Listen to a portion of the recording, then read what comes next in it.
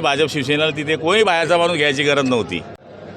जळगाव जिल्ह्यामध्ये शिवसेनेचे मेळावे या ठिकाणी सुरू आहे। त्याच्यामध्ये काल भुसावळचा झाला, पाचोऱ्याचा झाला, धरणगावचा होतो आहे।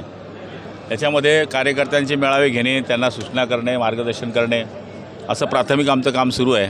आणि जिथे जिथे महायुती लढणार आहे तिथे सूचना देणे, त्यांच्या कार्यकर्त्यांकडून समजून घेणे, हा माझाच मतदारसंघ असल्यामुळे इथे काय करायचं आहे हे आम्हाला सगळ्यांना माहिती आहे। त्यामुळे येत्या निवडणुकीमधल्या ज्या 12 खऱ्या असतात त्या सगळ्या 12 खड्या सांगण्याचं काम या सभेमध्ये आम्ही केलेलं आहे। आणि हा कार्यकर्ता इथला नवीन नाही आहे। 96 सालापासून या धरणगाव नगरपालिकेवर शिवसेनेचा भगवा राहिलेला आहे आणि तो राहण्याकरता हा मेळावा या ठिकाणी होता। पण युतीच्या माध्यमातून निवडणूक लढवली जाईल एकीकडे सांगितलं जाते, एकीकडे मात्र स्वबळाचाही नारा दिला होता की पूर्ण ताकदीने लढा। हे बघा, त्या ठिकाणी आपण पाहिलं असेल की मी त्या मेळाव्यातही बोललो, किशोरप्पांच्या मेळाव्यामध्ये, की त्यांच्यावर खरंच अन्याय झालेला आहे, त्यांच्या विरुद्ध बंडखोर उभे राहिले आहेत। पण तरीसुद्धा आपण वरती सांगू, पण शेवटी स्थानिक पातळीवर निर्णय घेण्याचे अधिकार तिथल्या प्रमुख पदाधिकाऱ्यांना जर दिलेले आहेत तर ते सुद्धा रिपोर्टिंग मला वरती करावं लागेल। आणि हा सगळा अधिकार शिंदेसाहेब असतील, देवेंद्रजी फडणवीस असतील किंवा अजित पवारांना आहे।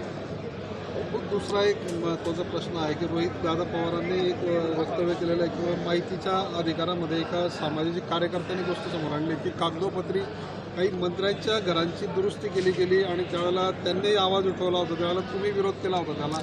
हे बघा, 30 कोटी रुपयाच्या बाबतीमध्ये त्यावेळेस विधानसभेमध्ये मला वाटतं रोहित पवारांनी मांडणी केली होती। त्यावेळेस मी त्यांना बोललो होतो की कोणत्या मंत्र्यांच्या बंगल्यावर खर्च झाले त्यांची नावं सांगा। माझ्या बंगल्यावर कधीच त्यांनी सांगावं की इतके पैसे खर्च झाले। माझा तर तोच सोफा सेट आहे ज्या दिवसापासून मी तिथे आलो आहे। पर्टिक्युलर तो बाकी विषय सोडूनच द्या, पर्टिक्युलर तुमच्या बंगल्याचा उल्लेख नाही केलेला त्यांनी, पण मग बाकीच्यांचे उत्तर देण्याची जबाबदारी मला नाही आहे। ते त्यांनी स्वतः आपले काका माननीय अजितदादा पवार यांना विचारावं। एक प्रकारे घोटाळा झाला असं म्हटलेलं आहे ते। मग अजितदादांना विचारावं घोटाळा झाला आहे की नाही।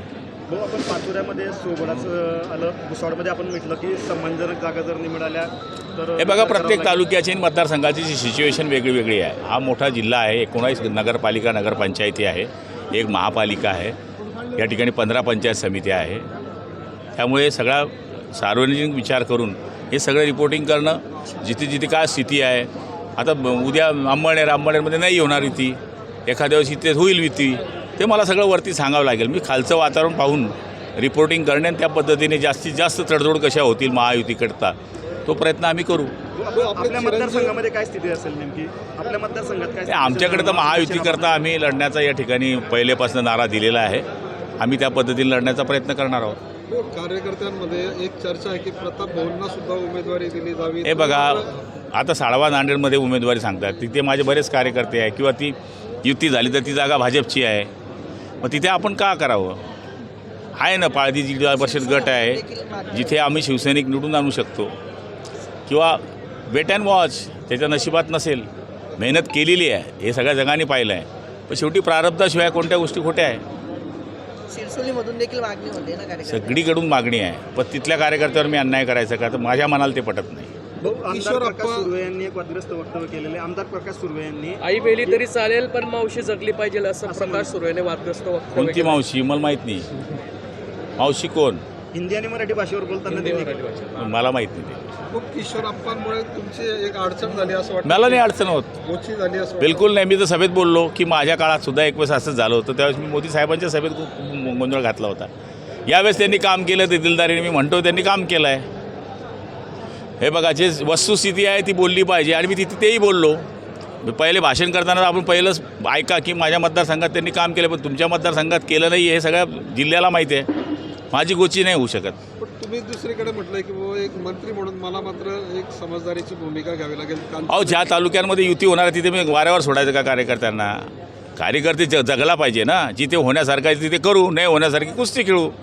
ओके. जळगाव महापालिकेतही शिंदे गटाची अशी कोंडी होताना दिसते। आमची कोंडी नाही हो, कोंडी त्यांची झाली आहे। इतके कोणते नगरसेवक घेण्याची गरज आहे भाजप शिवसेनेला? तिथे कोणी बाहेरचा माणूस घ्यायची गरज नव्हती। आपल्याकडे कार्यकर्ते नाही आहे का? आपली मशीन बंद पडली आहे का? आपली मशीन चालू आहे। पण तुम्ही दुसरं मशीन सुरू भाजपचं सांगितलं की वॉशिंग मशीन चाललंय, आरोपी जे आहेत त्यांना या ठिकाणी शुद्ध केलं. मी नाही म्हटलं तसं. मला एका पत्रकाराने विचारलं की काय म्हणले ते, कोणतं पाईप चोरला घेतलं का. तर पाईप चोर घेऊ का कोणी घेऊ हा त्यांचा विषय आहे.